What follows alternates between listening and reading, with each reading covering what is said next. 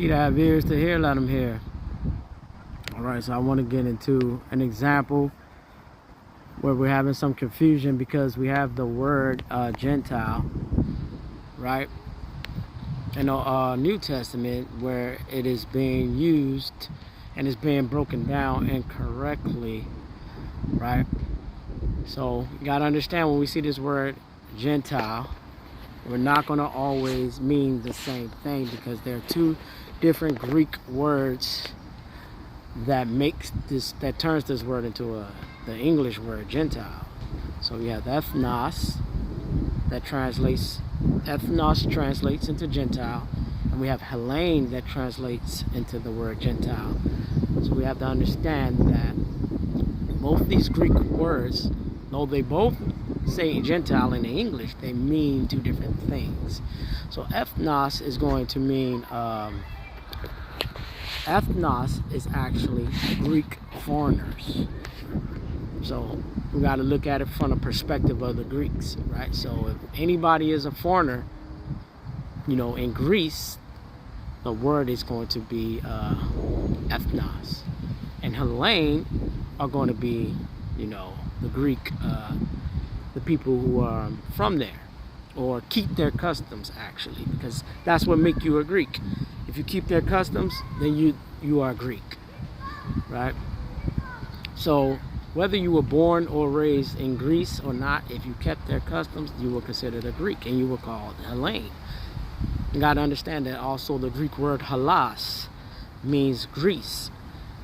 So when we look at the word spelled similarly, Helain, H-E-L-L-E-N, compared to halas, H-E-L-L-A-S, it's going to translate halas to Greece, Helain to a Greek, or a real Greek person, almost like America is the country, American are the people, right?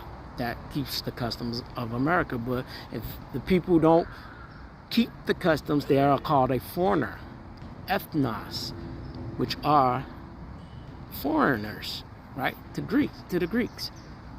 So yeah, we have to look at it from the Greek perspective when we're speaking and trying to use the Greeks. These ethnos are actually Gentiles to the Greeks. So we still have the word Gentile in English there, right? So understandable that this word is used a lot by Paul to explain the Christians that actually converted from all the heathen nations.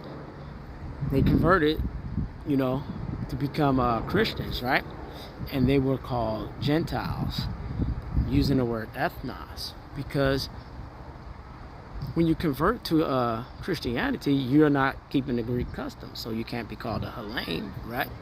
You're going to be called an ethnos, because even if you were Greek at first and you changed, you're no longer a Helain, which is a Greek. You're an ethnos, which is a foreigner.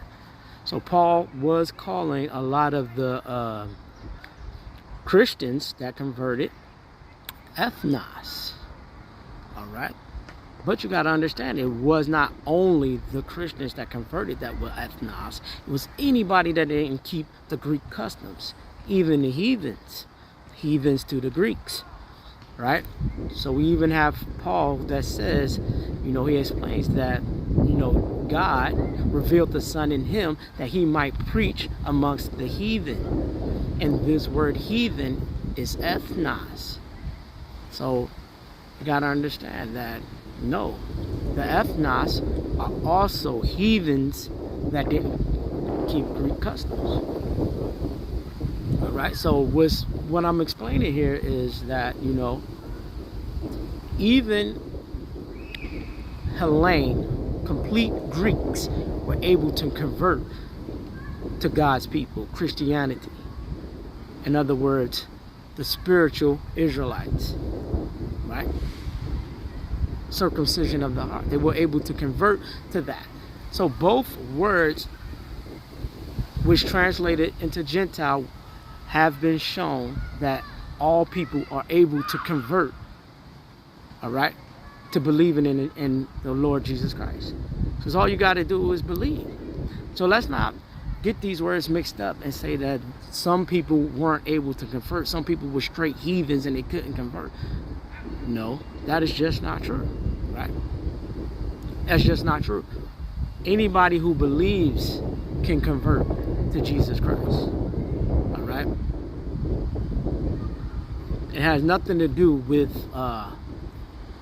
your nationality. It's all about what you believe in, man. And that's why these words, right, are very important for you to get right. Because if you don't get them right, man, your doctrine can be all over the place. The things that you're teaching, it's going to become, very fleshy. And you can't get fleshy in a spiritual book, man. This book is a spiritual book. It's not a book of the flesh. So, and that's why you got to be careful adding to the scriptures, right? A little bit of leaveneth the whole lump, man. God bless. I hope this is edifying.